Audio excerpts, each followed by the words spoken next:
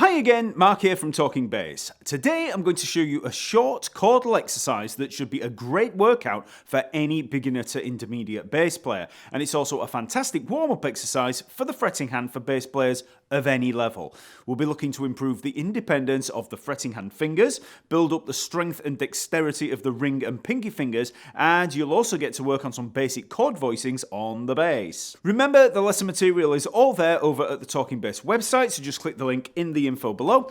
And while you're there, be sure to check out the other 600 free lessons available in the lesson map. They're all organised by topic for ease of navigation and cover every aspect of bass playing from beginner basics all the way through to advanced techniques. Then, if that floats your boat, you can sign up for the totally free membership to gain access to the exclusive members area of the site, where you'll gain access to a ton of free practice resources, ebook downloads like the scale reference manual, the chat rooms, forums, and much, much more. It's all free, so go sign up and join me and a thriving community of over 120,000 other bass players. Okay, this exercise can be played in any key, but we're going to start on a chord of G minor for ease of access, and it sounds like this.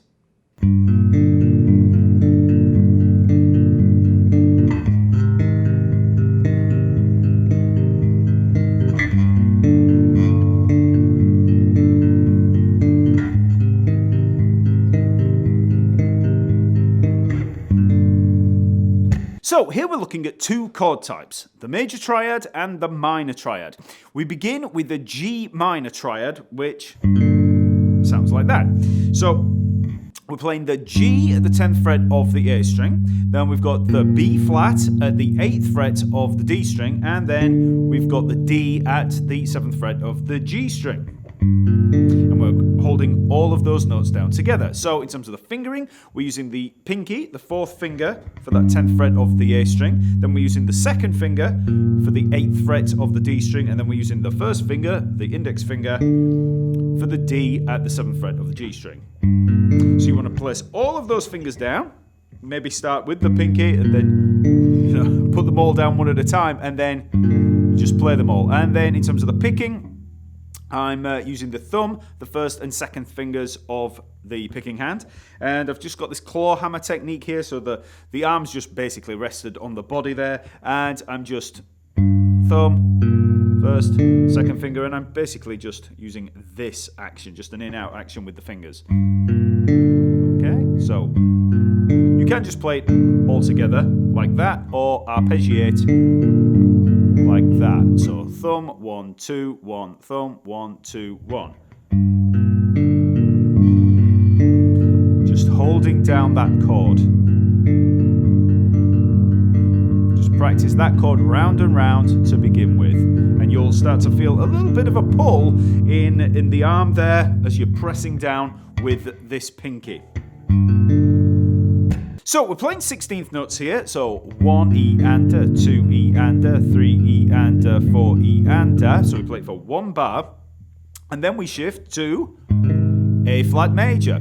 So here we're playing the 11th fret of the A string, the 10th fret of the D string, and the 8th fret of the G string. And that's the pinky, the ring finger, and the index finger. So 4, 3, and 1. Okay, so same principle as we had with the G minor, but this time we're using the 3rd finger, the ring finger, instead of the 2nd finger, the middle finger. So it's just a slightly different movement in the fingers. And this is a major triad. This is an A flat major. We've got the root note, we've got the major 3rd, and the perfect 5th. So it's a root position triad. So for the first one, we had the root note, the minor 3rd, and the perfect 5th. And here we have root note, major 3rd, and the perfect 5th. Just a half step apart. So again, we're playing 16th notes, and we just play another full bar. 1 E and 2 E and 3 E and 4 E and. So we just go between those two chords, and that's the whole exercise. So we have 1 E and 2 E and 3 E and 4 E and 1 E and 2 E and 3 E and back. Just moving between those two chords.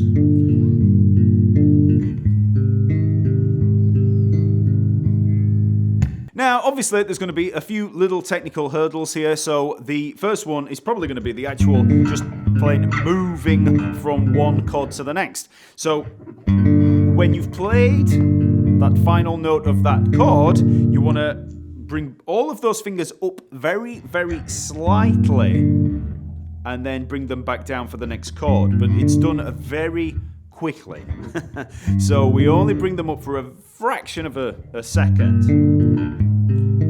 And then we just bring down the fourth, third, and first fingers. So that's the other hurdle. You're going to be moving between the second and third fingers. You've got that set of fingers, and then it's a different set of fingers. It's only the middle finger that changes, but that'll be enough to work on as an independence exercise. So this is really working on the independence between those two fingers. Now, obviously, I'd advise starting slow with this. And actually, the slower you play it, the more of a workout you're going to get for the fretting hand, because the longer you're going to have it held down. So, maybe start out really slow.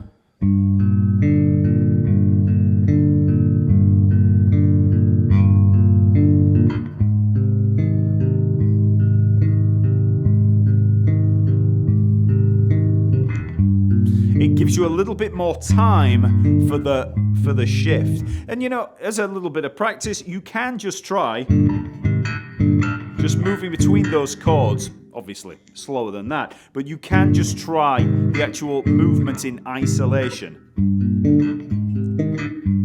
However you want to do that, you can play it as block chords.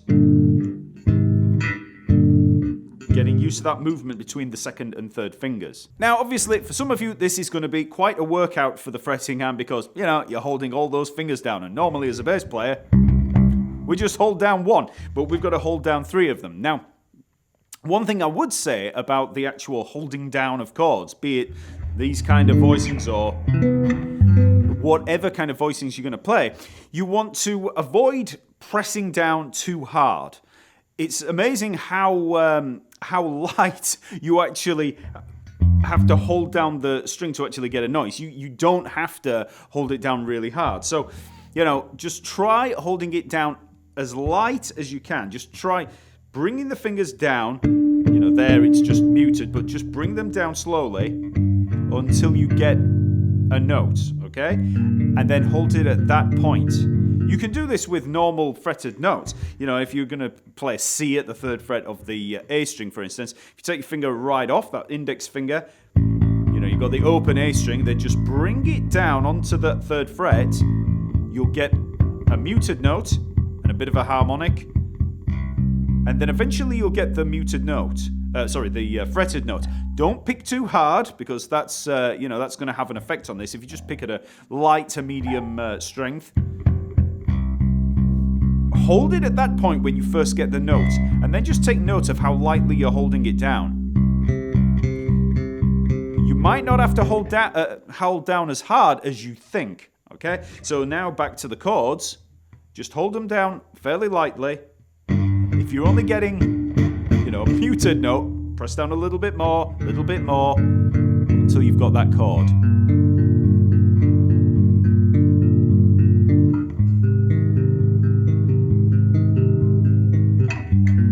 And also, if you're having real problems with shifting the chord, moving between the two chords there, maybe try changing the rhythm slightly so you finish on that G string, on the D there, giving you a little bit more time to make the shift. You're letting it ring out at the end of the bar. So this exercise is a great workout for the fretting hand. We get to really focus on that pinky, constantly pushing down on the fretboard and applying consistent pressure. We then also get to switch between the middle and ring fingers by switching between the minor and major triad types. Then, as a bonus, we get to apply those major and minor triad shapes, get a little practice at chord shifting, and we get to work on our chordal finger picking. Now, as an expansion on this exercise, you can also move the line to different keys and areas of the fretboard for some added practice hurdles. By moving further down the fretboard towards the headstock, we get into those lower fret areas and you get to stretch the fingers a little bit more. So if we were to move it down to, let's say, D at the 5th fret of the A string.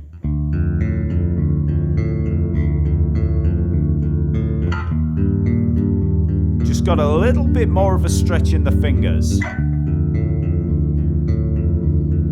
Okay, and then if you move up the fretboard, so let's say we moved up to, let's say C minor. There we are at the 15th fret of the A string. You can use the pinky there for the, for that C, but then when you shift to the major, you might want to shift to this 3-2-1 fingering. So we're using the, the ring finger there for the D flat.